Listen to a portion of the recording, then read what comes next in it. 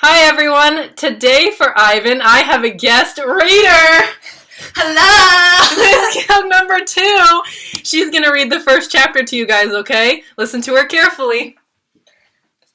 Hi guys, it's Miss Gil number 2. Today the first chapter is called Poking and Prodding. The lady comes again. She brings an animal doctor with an awful smell and a dangerous looking bag. He spends an hour with Ruby, poking and prodding. He looks at her eyes, her feet, her trunk. When he's done with Ruby, he enters the cage.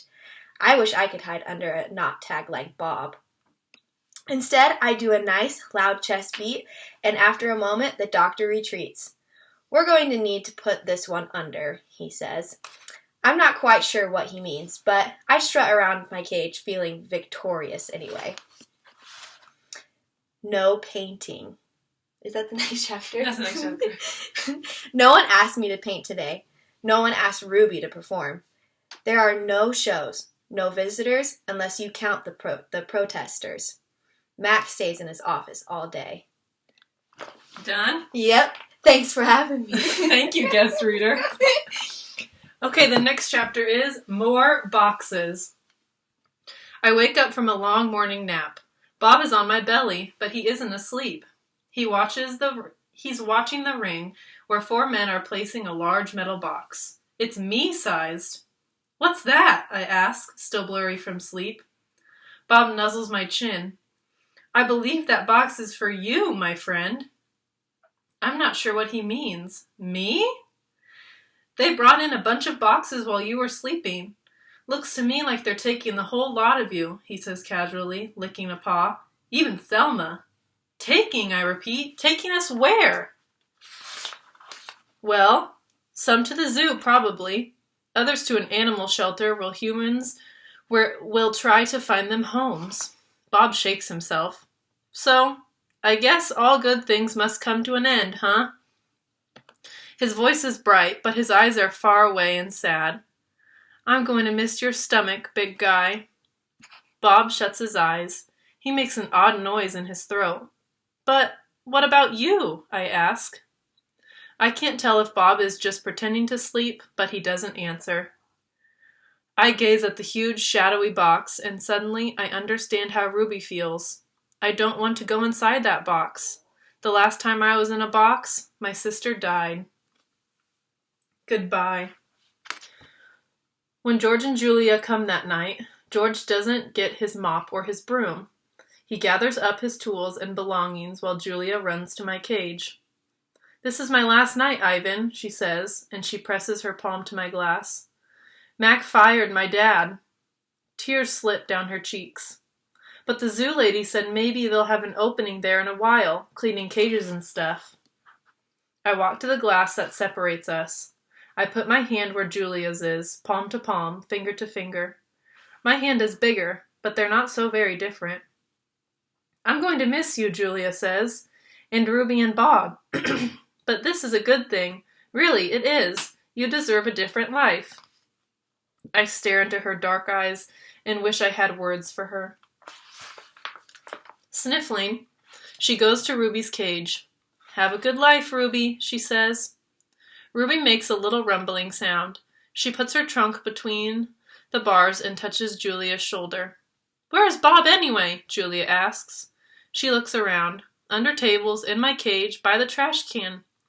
Dad, she calls. Have you seen Bob? Bob? Nope, George says. Julia's brow wrinkles. What's going to happen to him, Dad? What if Max shuts down the whole mall?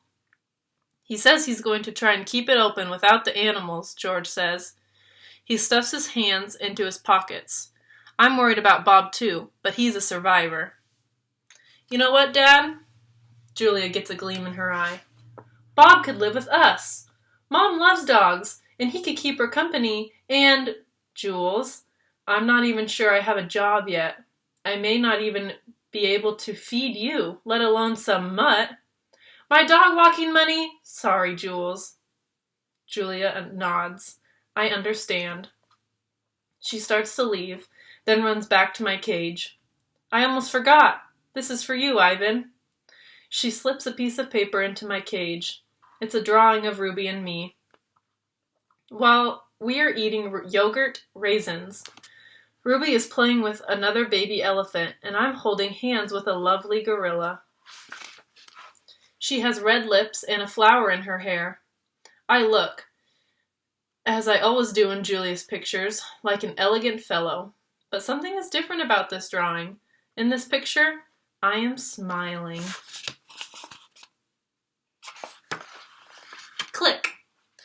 The door to my cage is propped open. I can't stop staring at it. My door. Open. The giant box has been moved, and it's open too. The humans have pushed it up against my doorway. If I walk through the door, I enter their box. The zoo lady, whose name is Maya, is here again. Click. Yogurt raisin. Click. Tiny marshmallow. Click. Ripe papaya. Click. Apple slice. Hour after hour, click after click. I look over at Ruby. She waits to see what I will do. I touch the box. I sniff the dark interior, where a ripe mango awaits. Click, click, click. I have to do it. Ruby is watching me from between the bars of her cage, and this box is the way out. I step inside. An idea. After I leave the box and step back into my cage, I get an idea, a good one. I tell Bob he can sneak into my box with me and live at the zoo. Have you forgotten? I'm a wild beast, Ivan, he says, sniffing the floor for crumbs. I am untamed, undaunted. Bob samples a piece of celery and spits it out. Besides, they'd notice. Humans are dumb, but they're not that dumb. Respect. Ivan, Ruby says, do you think the other elephants will like me? I think they'll love you, Ruby. You'll be part of their family. Do you think the other gorillas will like you? Ruby asks. I'm a silverback, Ruby, a leader. I pull back my shoulders and hold my head high. They don't have to like me, they have to respect me. Even as I tell her this, I wonder if I can ever command their respect. I haven't had much practice being a real gorilla, much less a silverback. Do you think the other elephants will know any jokes? If they don't, I tell her, you can teach them. Ruby flaps her ears. She flicks her tail. You know what, Ivan? What? I ask. I think I'm going into the box tomorrow. I gaze at her fondly. I think that's a good idea, and I think Stella would have agreed. Do you think the other elephants will know how to play tag? I love tag. Me too, I say, and I think of my nimble sister racing through the brush, always just out of my reach. Photo. Late at night, Mac opens my cage. The full moon falls on his sagging shoulders. He seems smaller somehow. Bob, instantly alert, leaps off my stomach and dives under Knot Tag. Don't bother hiding, dog, Mac says. I know you sleep in here. Mac settles onto my tire swing. Might as well stay one more night. Your buddy's leaving tomorrow. Tomorrow? My stomach drops. I'm not ready. I need more time. I haven't said my goodbyes. I haven't thought this through. Mac pulls a small photo out of his shirt pocket. It's me when I was young. Mac and I are in the front seat of his convertible. I'm wearing a baseball cap and eating an ice cream cone. I was a handsome lad, but I have to admit I look ridiculous. Nothing like a real gorilla. We had some laughs, didn't we, Guy? Mac says. Remember when we went on that roller coaster? Or that time I tried to teach you to play basketball? Mac shakes his head, chuckling.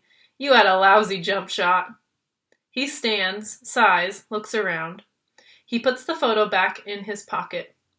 I'm going to miss you, Ivan, he says, and then he leaves. He doesn't look back. Okay, guys, I'm going to stop there for today. See you next time. Bye!